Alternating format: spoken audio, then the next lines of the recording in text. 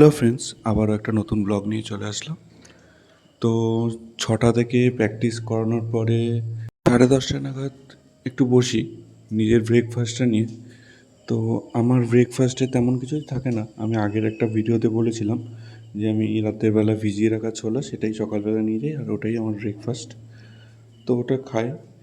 খাওয়ার পরে আমি প্র্যাকটিস শুরু করি ঠিক 11:30 থেকে। তো 11:30টায় আজকে লেগ করলাম, লেগের ওয়ার্কআউট। আর লেগটা আজকে হেভিই করেছি। 120 দিয়ে 4টে রিপিটেশন মতো মারলাম। তো 2টো সাপোর্ট ছাড়া আর 2টো একটু হালকা সাপোর্ট লেগেছে। তো আজ লেগের মধ্যে এক্সটেনশন করলাম, ওয়েট স্কোয়াট করলাম, আর লেগ প্রেস, আরডিএল আর ফ্লেকশন। এটাই আজ ওয়ার্কআউটের মধ্যে ছিল। আর কিছু করে এনার্জি ছিল না, পুরো এনার্জি পুরো শেষ হয়ে গেছিলো লেগ করতে করতে। প্র্যাকটিস শেষ করে তাড়াতাড়ি বেরোলাম ইন্ডিয়া অস্ট্রেলিয়ার ম্যাচ দেখবো বলে, T20। তো এসে দেখি ট্রেন লেট। তো ওখানেও কিছুটা টাইম গেল।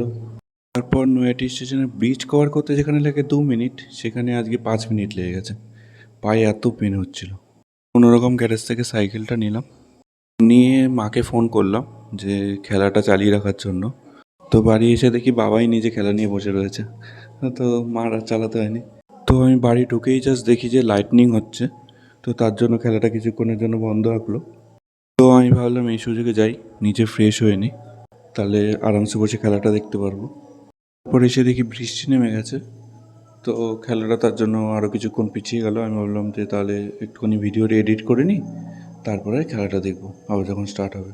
তো ভিডিও এডিট করতে করতে ঘুমিয়ে পড়েছি। তো বিকেলে স্কোর চেক করলাম, দেখলাম যে খেলা বাতিল হয়ে গেছে বৃষ্টির জন্য। তো ভিডিওটা আজকের মতো এখানেই শেষ করছি। ভিডিওটা ভালো লেগে থাকলে একটা লাইক আর সাবস্ক্রাইব করে দেবেন।